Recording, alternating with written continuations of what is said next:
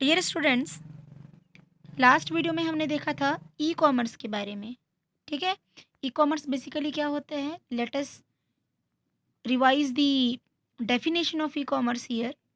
E commerce क्या है? आपका बाइंग और selling the product over the internet. है ना? इंटरनेट के थ्रू कोई भी सामान को बेचना या खरीदना क्या कहलाता है? ई कॉमर्स कहलाता है। ठीक। जैसे आप लोग क्या यूज़ करते हो? अमेज़न वगैरह यूज़ करते हो कुछ सामान अ, उम, खरीदने के लिए या मंगवाने के लिए फ्लिपकार्ट वगैरह यूज़ करते हैं, है ना? ये सभी बहुत सारे शॉपिंग साइट्स हैं, इन सभी को यूज़ करते हो नापतोल और देखिए इतना मिंत्रा-विंत्रा भी दिए हैं। तो ये सभी क्या है? हमारी ई-कॉमर्स साइट हैं जिसमें हम लोग क्या करते हैं? ऑनलाइन शॉपिंग वगैरह करते हैं। इसके एडवांटेजेस और डिसएडवांटेजेस के बारे में भी हमने डिस्कस करा था। और ये तो बहुत सिंपल टॉपिक है, मैंने आपको एज़ अ होमवर्क भी दिया था कि आप अपने घर में इसको पढ़ेंगे, पेज नंबर 9900 और 101 का जो पेजेज़ हैं उसको। आई होप आप लोग को समझ आ गया होगा। बट फिर भी मैं आपको एक बार बस रिवीज़न के कॉन्टेक्स्ट में बस आपको मैं बताना चाहूँगी कि क्या होता है। How e-commerce works. Basically e-commerce कैसे वर्क होता है? तो there is no need to read all this 2 paragraphs. इन दोनों जो जितने भी पैराग्राफ्स हैं उसको लर्न करने का या रीड करने का ज़रूरत नहीं है। अगर आप ये डायग्राम को देखोगे ना आपको पूरा प्रोसेस समझ आ जाएगा। It's very simple. First one is what? A person order for any kind of product. किसी भी प्रकार के प्रोडक्ट के लिए एक पर्सन क्या करता है? ऑर्डर करता है। एंड देन ये क्या करता है? शॉपिंग कार्ट के थ्रू ऑर्डर करेगा। ऑर्डर करने के बाद क्या होता है? हम उसका पेमेंट करते हैं with the help of credit card. And after credit card के बाद पेमेंट करने के बाद क्या होता है? द ऑर्डर इज़ कंप्लीटेड, है ना? यहाँ तक आपका काम कंप्लीट हो जाता है। एंड देन क्या होता है? यहाँ पे अब यहाँ पे क्या होता है? जो कंपनी है या जो जिस साइट से हम अपना जो भी सामान है उसको मंगवा रहे हैं वहाँ से इसका काम स्टार्ट होता है। वो क्या करता है? आपको एक नोटिफिकेशन या कंफर्मेशन मैसेज भेजता है थ्रू द ईमेल और मोबाइल नंबर या जो भी आप चीज़ें पर्सनल इन्फॉर्मेशन आप जो प्रोवाइड करें हो उसके थ्रू आपको कंफर्मेशन भेजता है that email send to the customer और मर्चेंट जो भी सामान का ऑर्डर किया रहेगा उसको। एंड देन क्या करेगा? Send to the warehouse for the fulfilment. अब आप जो सामान आप ऑर्डर करे हो वो वेयर हाउस से मंगाया जाता है। और फिर क्या आता है? Shipping carrier picks up the shipment. अब फिर जो भी सामान आप मंगवाए हो उसको वेयर हाउस से लेके आते हैं और फिर उसके बाद क्या होता है? वो बाई डिलीवरी, है ना? डिलीवरी करने के लिए या डिलीवर करने के लिए कोई भी पर्सन आता है और क्या होता है? फिर आपको वो प्रोडक्ट जो है वापस से कस्टमर को क्या होती है? मिल जाती है। आ रही बात समझ में? तो एक्चुअली ये जो प्रोसेस है ये ऐसा क्या करता है? काम करता है। ठीक। यहाँ पे एक टर्म आया है बेटा, वेयर हाउस। वेयर हाउस का आपको पता है क्या होता है? वेयर हाउस मतलब जहाँ पे बल्क में डाटा स्टोर रहता है, बहुत सारे डाटा डाटा यहाँ पे स्टोर रहते हैं उसको बोलते हैं वेयर हाउस। ठीक। डाटा बोलो चाहे सामान बोलो, हमारे में नॉर्मल भाषा में हम लोग गोदाम बोलते हैं। गोदाम समझते हो ना? जब पे बहुत सारा चीज़ मतलब बहुत सारा सामान रहता है ना? घर में क्या बोलते हैं उसी को? स्टोर रूम बोलते हैं। घर में स्टोर रूम होता है ना? तो देखो आपके घर में जैसे चीनी है, तो चीनी को क्या सीधे बोरी से उठा के सीधे डालते हैं क्या चाय बनाने के लिए? नहीं, हम क्या करते हैं? अगर 1 बोरी चीनी रखा है घर में, तो उस 1 बोरी में से कुछ 2 किलो 1 किलो टाइप का चीनी को क्या करेंगे? एक बड़े से डब्बे में या स्टील के डब्बे में क्या करते हैं? भर के रख देते हैं। अब जैसे हमको शक्कर मतलब वो बनाना है, चाय बनाना है या शरबत बनाना है, कुछ भी चीज़ बनाना है, हलवा वगैरह बनाना है, तो क्या करेंगे?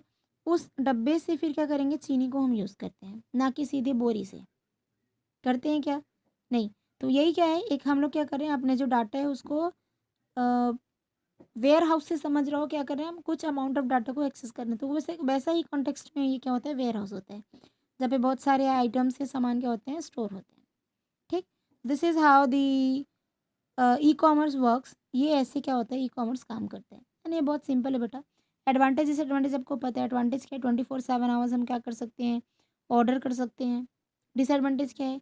आप जो चीज़ ऑर्डर करोगे उसकी क्वालिटी को आप छू के नहीं बता सकते। जैसे फॉर एग्ज़ाम्पल मैं एक ड्रेस ऑर्डर करी हूँ या एक टॉप ऑर्डर करी सिंपल सा, तो आप बस उसकी पिक्चर को या इमेज को देख के गेस करोगे कि हाँ, ये टॉप अच्छा दिख रहा है, कलर वगैरह अच्छा दिख रहा है, ऐसा करके। आप कपड़े की क्वालिटी बता सकते हो क्या? नहीं। जस्ट क्यों? Just because of you can not touch the product. आई बात समझ में? या फ़ील नहीं कर सकते हम, ट्राई करके नहीं देख सकते, है ना? गर्ल्स का तो बहुत बड़ा प्रॉब्लम होगा। नहीं तो लड़कियों का क्या रहता है? जनरली कोई भी ड्रेस खरीदेंगे, कुछ भी चीज़ खरीदेंगे, ट्रायल रूम में जाके उनको ट्राई करना बहुत ज़रूरी होता है। है ना? आई एम ऑल्सो गर्ल, तो मेरे को पता है ये प्रॉब्लम। चलो ख़ैर वो अलग बात है। तो ये एक बड़ा डिसएडवांटेज है हमारे कॉन्टेक्स्ट से, ठीक? वैसे तो आजकल बहुत सारी शॉपिंग जो है ऑनलाइन ही हो रही है ना? अधिकांश लोग तो करते हैं। अभी तो दिवाली में भी बहुत सारे लोग करे होंगे ऑनलाइन शॉपिंग, है ना? इस बार तो कोरोना के कारण ही मतलब शॉपिंग के लिए बाहर जाना पॉसिबल नहीं हो पा रहा था, तो मैक्सिमम लोग जो हैं ऑनलाइन शॉपिंग किए हैं। है ना बेटा? चलिए अच्छी बात है। तो ये एडवांटेज और डिसएडवांटेज आपको तो समझ आ ही गया होगा। अब हम लोग क्या पढ़ रहे थे? नेक्स्ट क्या है? Classification of e-commerce. ये बड़ा इंटरेस्टिंग है। ई-कॉमर्स का क्लासिफिकेशन। अब ई-कॉमर्स का क्लासिफिकेशन कैसे हो रहा है? 2-3 टाइप में होता है। सबसे पहला फिजिकल गुड्स के आधार पे, डिजिटल गुड्स और सर्विसेज। अब फिजिकल गुड्स क्या होता है? जैसे आप बुक्स वगैरह ऑर्डर करोगे, गैजेट्स है, फर्नीचर है, या कोई भी एप्लियंस वगैरह अगर आप ऑर्डर कर रहे हो थ्रू ऑनलाइन, तो क्या आता है? फिजिकल गुड्स में आता है। और अगर डिजिटल गुड्स की बात करें तो डिजिटल गुड्स में क्या है? जैसे म्यूज़िक है, सॉफ्ट कॉपीज़ बोलते हैं ना, है ना? जैसे सॉफ्टवेयर मंगा रहे हो आप, ई बुक मतलब ऑनलाइन बुक मंगा रहे हो, है ना? हार्ड कॉपी नहीं। या क्यों म्यूज़िक है, टेक्स्ट है, इमेजेस है, या वीडियो या कोई मूवी वगैरह मंगा रहे हो, तो वो क्या है? डिजिटल गुड्स है, जिसको हम फ़ोन या किसी डिजिटल डिवाइस के थ्रू प्ले करेंगे। ई बुक और बुक में अंतर है ना? ये क्या करें? ये बुक है, ये देखिए ये बुक है। और अगर मैं आपको बुक का पीडीएफ प्रोवाइड कराऊँगी, तो वो ई बुक है, जहाँ पे ई टर्म हुआ मतलब हमको कोई ना कोई डिजिटल डिवाइस का ज़रूरत पड़ेगा, ठीक? सर्विसेज़ में क्या कहा? जैसे टिकट्स है, इंश्योरेंस वगैरह कराना है, तो ये सभी सर्विसेज़ भी ऑनलाइन हमको प्रोवाइड होती है, ठीक? ये क्या है? क्लासिफ़िकेशन ई-कॉमर्स का। अब इस क्लासिफ़िकेशन के कॉन्टेक्स्ट में भी और एक 2 क्लासिफ़िकेशन और है, सॉरी 2 टाइप्स है, जैसे कस्टमर और होता है एक बिज़नेसमैन। तो इसको लेके हमने क्या किया? 4 टाइप्स में जो है प्राइमरी क्लासिफिकेशन किया ई कॉमर्स को। तो यहाँ लिखे हैं two most common participants of the e-commerce is business and consumer. Business जो हमको सर्विस प्रोवाइड कराता है, कंज्यूमर जो सर्विस को कंज्यूम करता है, ठीक? इसके हिसाब से 4 टाइप में हम लोग क्या कर रहे हैं? प्राइमरीली जो है ई कॉमर्स को डिवाइड किए हैं। सबसे पहला बिजनेस टू बिजनेस। अब business to business e-commerce क्या होगा? सिंपल टर्म में समझिए आप। अगर एक बिजनेसमैन दूसरे बिजनेसमैन के साथ क्या करता है? कोई भी सामान को खरीदता या बेचता है, या उनके साथ कोई भी किसी भी टाइप का ट्रांजैक्शन करता है, तो वो business to business e-commerce हुआ, ठीक? जहाँ पे एक बिजनेसमैन या एक मर्चेंट या एक होलसेलर या एक रिटेलर जो है दूसरे होलसेलर, रिटेलर या मर्चेंट के साथ क्या करे? अपना ट्रांजैक्शन करे, या अपना प्रोडक्ट का बाइंग करे या सेलिंग करे। जब उन लोग आपस में खरीदी या बिक्री करेंगे, दो बिजनेसमैन, तब उसको बी टू बी बोलेंगे, B for business, to business, ठीक?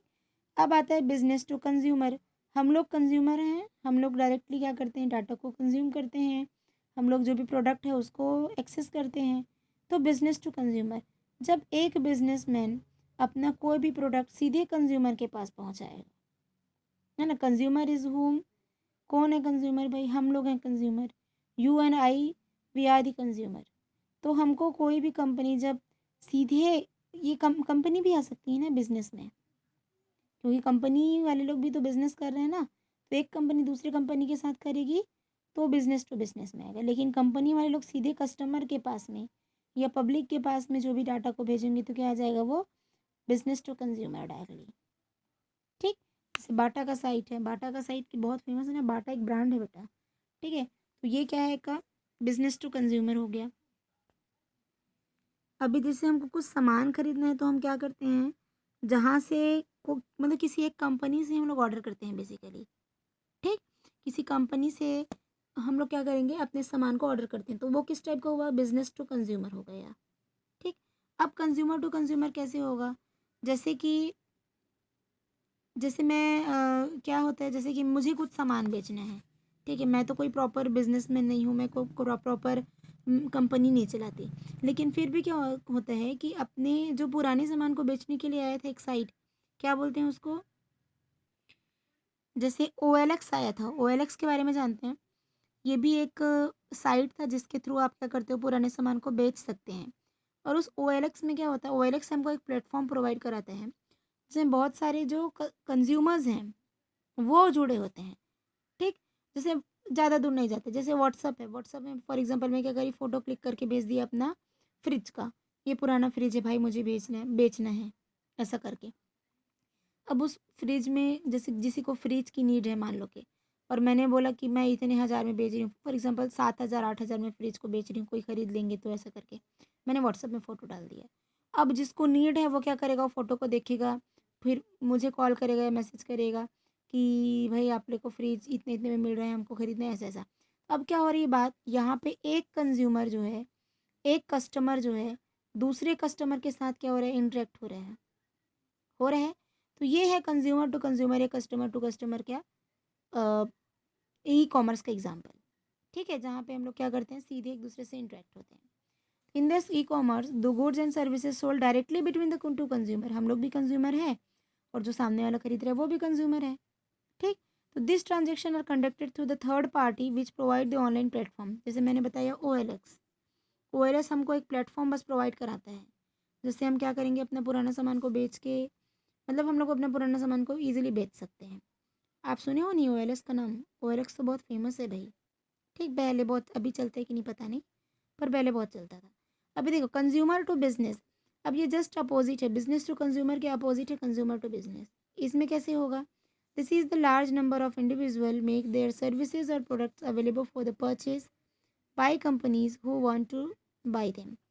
इसमें क्या होता है, जैसे कि बहुत सारे जो कस्टमर्स हैं वो अपने सर्विस को या अपने गुड्स को बड़ी बड़ी कंपनियों में बेचते हैं, कोई एक इंडिविजुअल पर्सन, तो उसको बोलेंगे कंज्यूमर टू बिजनेस। ठीक, नहीं तो बहुत सारे केसेस में क्या होता है, जो कंपनीज हमको डाटा ऑफर करती है, जो प्रोडक्ट ऑफर करती है, जो सामान ऑफर करती है, हम उसको खरीदते हैं। पर यहाँ पे ऐसे हो रहा है कि लोग जो हैं अपना सामान बना के, लार्ज नंबर ऑफ इंडिविजुअल, मतलब बहुत सारे लोग हैं ना, बहुत सारे लोग नहीं, मतलब डाटा एक्सेस में भाई, और उसको क्या है, अपना सर्विस या अपना प्रोडक्ट को कंपनी को बेचती है, तो उसको बोलेंगे कंज्यूमर टू बिजनेस। ठीक, हालांकि बहुत सिंपल है ये क्या है आपका, यही 4 टाइप के बारे में क्या क्या है, ये ई कॉमर्स का टाइप है। ठीक, बिजनेस और कंज्यूमर के कॉन्टेक्स्ट को लेके ये बहुत इंपॉर्टेंट है, इसको जब हम लोग BE कर रहे थे तब पढ़े थे। ठीक, हालांकि ये बहुत वास्ट टॉपिक है, पर फिर भी आपको ये क्या होगा, बहुत छोटे में मैं समझाई, बहुत शॉर्ट तरीके से समझाई हूँ, और आई होप कि आप लोग को क्या होगा, बहुत अच्छे से समझ आ गया होगा, क्योंकि मैंने रियल लाइफ एग्जाम्पल दिया है। ठीक, आई बेटा सब बात समझ में। अब देखिए कंप्यूटर एथिक्स के बारे में, तो कंप्यूटर एथिक्स क्या होता है, जब हम इंटरनेट को यूज़ करते हैं ना, तो उसके बहुत सारे रूल्स और रेगुलेशन होते हैं। ठीक, हमको ये करना है, ये चीज़ नहीं करना है, तो उस रूल को फॉलो करते हुए हमको कोई भी काम करना है। इवन आप जैसे ऑनलाइन ट्रांजेक्शन वगैरह भी करते हो, तो आपको बहुत सारे रूल्स, सर्टेन रूल्स होते हैं जिसको फॉलो करना रहता है। ठीक, तो एथिक्स वही चीज़ है। एथिक्स क्या करता है, ये इंश्योर करता है the correct use of the computing resources, जो भी रिसोर्सेज है उसका करेक्ट यूज़ हो रहा है कि नहीं, सही इंसान यूज़ कर रहा है कि नहीं, कोई गलत हाथ में तो नहीं चला गया, या आपके डाटा का कोई गलत यूज़ तो नहीं हो रहा है। जैसे आप मान लो कि कोई, समझ जाओ आप कुछ प्रोग्राम मतलब क्या बोलना चाहिए, कुछ सामान खरीद रहे हो। ठीक, अब उसमें क्या मांगता है, आपका नाम बताइए, आपका एड्रेस बताइए, आपका फ़ोन नंबर बताइए, ऐसे कुछ कुछ चीज़ मांगता है ना, मांगता है कि नहीं। ठीक, तो ऐसे ही अगर आपको कुछ मांग रहे हैं, तो वो ये जो सॉफ्ट कंप्यूटर एथिक्स वाले हैं, या कंप्यूटर एथिक्स क्या चेक करता है कि आपके डाटा का मिसयूज़ ना हो। ठीक, या आपका जो डाटा है वो क्या रहे, कॉन्फिडेंशियल रहे। तो ये सब सिक्योरिटी प्रोवाइड कराने का काम है, ये सभी चीज़ें क्या करता है, कंप्यूटर एथिक्स देखता है। ठीक, तो यहाँ पे लिखा है the computer ethics ensure the correct of the computing resources, it includes the way use to avoid the violating copyright और ट्रेडमार्क्स रूल। ठीक, कॉपीराइट मतलब करना कैसे, दूसरे के मतलब दूसरे का सामान को कोई दूसरा एक्सेस करना, ऐसा नहीं होना चाहिए। और ट्रेडमार्क रूल मतलब वही सामान को बेचने और खरीदने के लिए भी कुछ रूल्स रेगुलेशन है, उसको क्या करना है, फॉलो करना है। ठीक है, जैसे आप इंटरनेट में भी अगर शॉपिंग कर रहे हो तब की बात, तो इन सब को देखने का काम कौन करता है, कंप्यूटर एथिक्स करता है। It also deal with unauthorise description of the digital content.